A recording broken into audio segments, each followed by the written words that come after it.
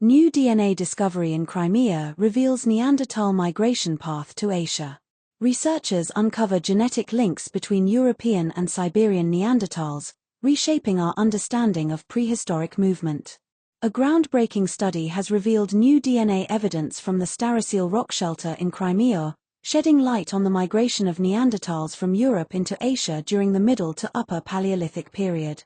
This discovery not only strengthens the connection between European and Siberian Neanderthal populations but also offers fresh insights into their hunting habits and possible migration corridors. Key findings from the Starosil site.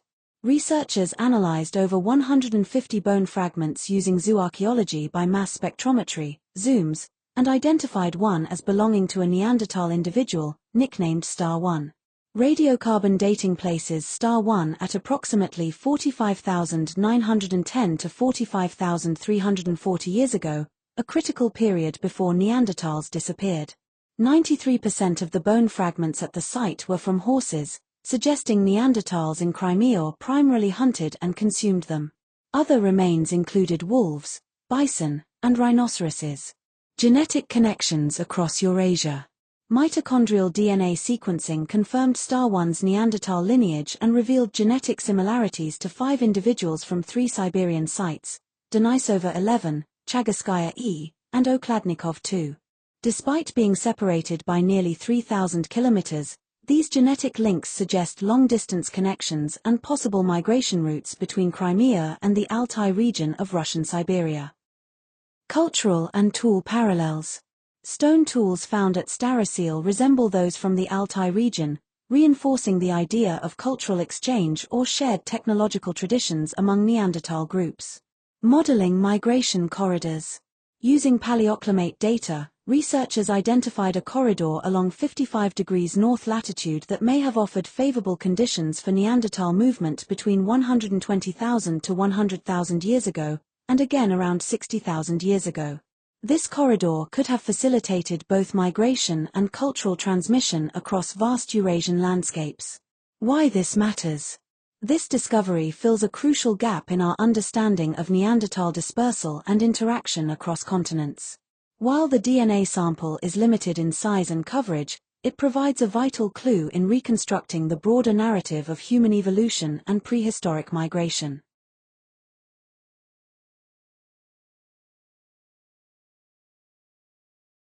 1,600-year-old wine factory unearthed near ancient castle in Turkey.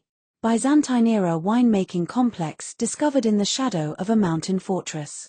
Archaeologists in Turkey have uncovered a remarkably well-preserved wine production center believed to be around 1,600 years old, dating back to the Byzantine period. The site was found near a historic mountain castle, offering new insights into ancient viticulture and regional trade networks. Discovery highlights. The wine factory includes large stone basins, grape pressing areas, and fermentation pools, indicating a commercial-scale operation. Located in the southeastern region of Turkey, the site's proximity to a castle suggests strategic importance, possibly for protection and distribution. Artifacts such as clay amphorae, grape seeds, and tools were found, pointing to advanced winemaking techniques and long-term use. Historical context.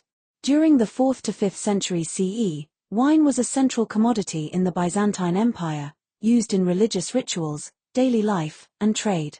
The castle nearby may have served as a logistical hub, connecting the wine factory to broader Mediterranean markets.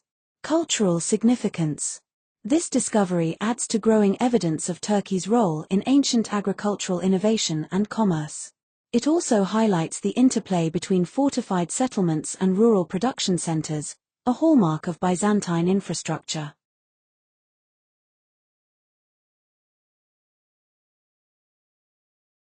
A 2,000-year-old Celtic teenager may have been sacrificed, say archaeologists. New analysis of a burial in southern France suggests ritual sacrifice and social marginalization in Iron Age Europe. Archaeologists have uncovered compelling evidence that a teenage girl buried in southern France around 2,000 years ago may have been the victim of a ritual sacrifice. The discovery, made at the Iron Age site of Gaujak, near Nimes, offers a rare and unsettling glimpse into the spiritual and social practices of the ancient Celtic world. The burial discovery. The remains belong to a 13 to 15-year-old girl, found in a shallow pit beneath a layer of ashen animal bones. Her body was placed face down, with no grave goods or ceremonial markers, an unusual and possibly symbolic treatment. The burial was located in a non-funerary context, near a sanctuary and animal sacrifice area, suggesting she may have been part of a ritual offering. Signs of marginalization. The girl's skeleton showed signs of malnutrition and stunted growth, indicating she may have been socially marginalized or neglected in life. There were no signs of trauma on the bones, but the context of the burial suggests she may have been considered disposable by her community. Researchers believe she may have been enslaved or otherwise held a low status in society. Celtic ritual practices. The Celts are known to have practiced human sacrifice, particularly in religious or ceremonial contexts, as documented by Roman sources and archaeological evidence. The Gaujak site includes a sanctuary complex with altars and evidence of animal offerings, reinforcing the theory that the girl's death was ritualistic. Scientific analysis. The study was led by Emily Millett, an archaeologist with France's National Institute for Preventive Archaeological Research, INRAP. Millett emphasized that while the evidence is circumstantial, the burial's location, posture, and lack of funerary treatment strongly suggest a sacrificial context.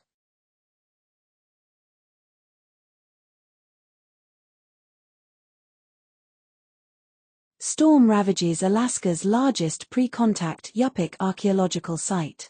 Typhoon Halong's remnants scatter thousands of ancient artifacts along the Bering Sea coast. A powerful storm has devastated one of Alaska's most culturally significant archaeological sites, threatening the world's largest collection of pre-contact Yupik artifacts.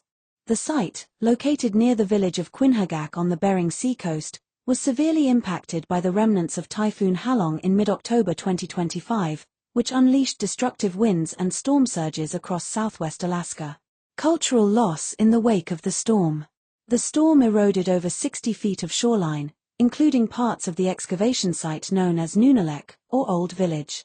Up to 100,000 artifacts, including wooden masks, spoons, toys, and fishing lures, were scattered across the beach and tidal flats. About 1,000 items were recovered immediately after the storm, but freezing temperatures have stalled further recovery efforts. Preservation challenges. Many artifacts had been preserved for centuries in permafrost, but exposure to marine salts and air now threatens their integrity. Archaeologists are working to stabilize the rescued items using chemical treatments to prevent cracking and disintegration. A local museum lab in Quinhagak is housing the artifacts, with plans for a rescue excavation in spring 2026. Historical significance of Nunalleq. The site has been excavated for over 17 years by teams led by Rick Connect, Emeritus Senior Lecturer at the University of Aberdeen. It has provided unprecedented insights into Yupik life before European contact, including social customs, warfare, and subsistence practices.